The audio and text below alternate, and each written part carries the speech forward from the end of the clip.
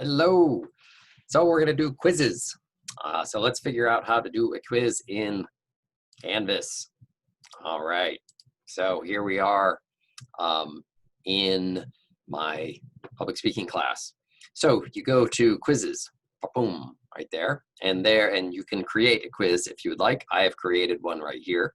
If you want to create one, you click this right here, and then you come up with this. But I already have one, so let's click on that one. So let's edit this, which is what the screen will come up with. So first you give it a title. Now you can give it this 1.3.1 or quiz light, whatever it is you want to call it. You can give quiz instructions, answer all of them quickly. Now, some of the options. Quiz type. So you have practice, it's not graded, you have a graded quiz. Basically, you'll be doing graded quiz, okay? You can assign this to a module or some kind of assignment group. So we're gonna assign it to quizzes, okay? But you can assign it to any other assignment group. Now, for security, the best thing to do is to do shuffle answers. So that means they're not all gonna follow in the same order. So what you wanna avoid, of course, is someone taking the quiz right away, having the exact same quiz, writing down all the answers, doing it on some GroupMe, and everyone's got the answers and they just plug them in, okay? So you wanna avoid that as much as you can. So we're gonna shuffle answers so that all the answers are gonna be mixed around and so we're gonna set this on a time limit. So I'm gonna give them 15 minutes to do this. So once they start, they have to finish until the end. They can't just do it all day long. I am not gonna allow multiple attempts. Typically, you just do one attempt and you're good.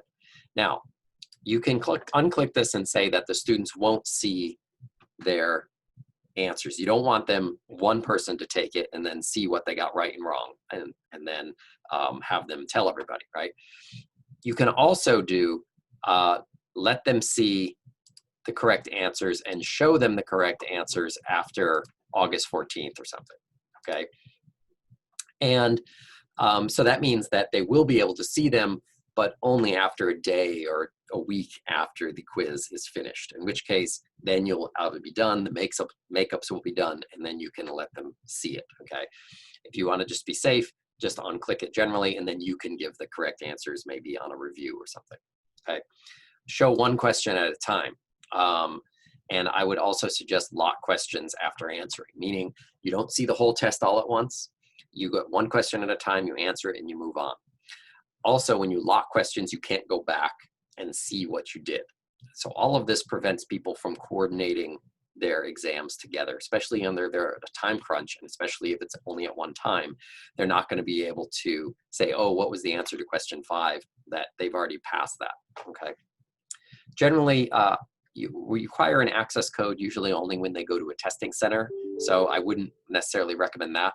And I also would not do the IP address, which means you can only take it at the IP address of a specified computer. So just leave those unchecked. You can assign it to everyone, or you can assign it to specific students. So if one person didn't make up the exam, then you can assign it to that specific student. You can make this due at a certain time. So let's say I was going to make it due at August 12th at 11 p.m. Okay, but you can also have it available from a certain time. So if you make the quiz ahead of time, they won't see it until, say, August 12th at a certain time. So 10, you can put the time here if you like, 10 o'clock a.m. or 10:30, say, okay? So as soon as that time comes up, they will be able to see the quiz. Now you can actually make it available longer than when it's due, which means that if someone completes it, it will be marked late, but they can still take the exam. So that's important. If you don't want people to get cut off, you still want to be able to see the answers, but they were beyond the deadline, and then you can deduct whatever points that you wish from there, okay? So once you got this set up, you can save it. Whoops. So, here, okay. Whoop. Hold on a second. Let's just get rid of this. Boom. Boom. Okay. Oh, can't be before term start, right? Sorry, screwing me around here. Okay. Saving. Now you've got the quiz. Now you want to actually put in content, okay? Let's go back to edit again. Go up to the top tabs, you go to questions. I've already filled in a few questions. So let's just see what this looks like first, all right?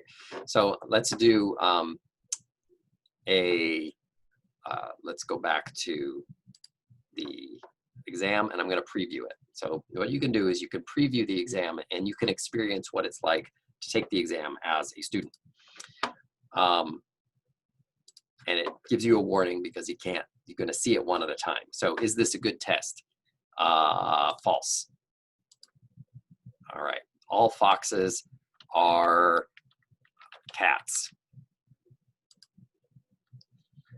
Cats are dogs and black. Match the right object. Cats are, let's say furry.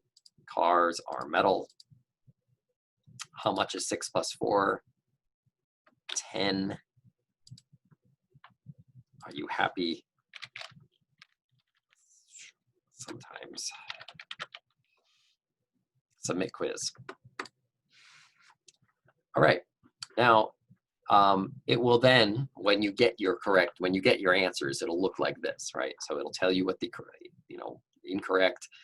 And if you have certain things, it'll tell you whether you get the right answer or not, depending on what your feedback is, okay? So this is what the quiz looks like when you do it.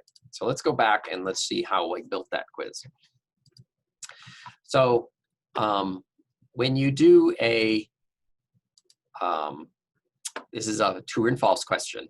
So what you do is you add a question and then you come with the drop-down menu to determine what type of question you want. So this is a true and false question. You type in the answer and then you can hover. If you want it to be false, you just hover over here at the answer and you click on that arrow and that's the correct answer, false, okay? Or true. Update question, done, okay? This kind of question was a fill in the blank type thing. So, or actually this was a multiple answer. So this is multiple choice basically, okay? Or multiple answers. Multiple answers, sorry, not multiple choice. Multiple answers are there's more than one correct answer or there's two correct answers and you have to get both of them, okay? So everything that applies to a cat, you have to select and then you click the boxes, okay? And you type in which ones and then again, when you hover over, if that one's correct, then you do it. If it's incorrect, then you take it off, okay? So only the ones with the arrows are the correct answers. Okay, so update that question. We have match. This is matching. So here you have the possible things on the left and then the answers on the right. And you see that each one has a drop-down menu that offers all the things on the right for each particular one. And that would be doing the matching question. This would be a numerical answer. So you just type in whatever equation and then you provide the options that you can do more than one answer or with a margin of error, depending on how much you want to accept. And then you update that question. Are you happy? This one's simply a essay question. There is no correct answer. You have to read it and then assign a value to it from there. So update question. If I want to add a new question, I just type new question. You can also have question group. New question here. So let's do multiple choice. What are the best? What is the best animal? Correct answer is cat, fish, cockroach, communication professor. Okay, update question. So now we've got a multiple choice question in there, okay, in your 7 points. And if I wanted to, then you save it, okay? and then you can preview it again and see what it's like. Now, when you then want to assign that in a particular time, especially when you put the certain dates, I can then add it to, I go to quiz, I've got the quiz already made, I add the item, now it's in my module, and when it activates, it'll already, and then it will show it. So you can have it there, you can publish it, or you can not have it published if you so choose to hide it.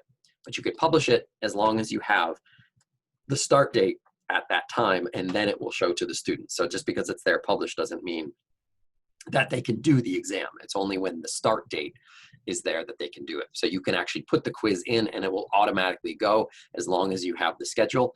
The students will know exactly when the quiz is. You'll already have it made. It will open up at that time. It will close at a certain time, and it will give you all the answers when they're done, which is incredibly efficient. Okay, so this is how you make a quiz. Hopefully that was helpful. And I'll also post a video of someone else doing this as well if their style's a little better. Okay, hopefully that was fun. Bye-bye.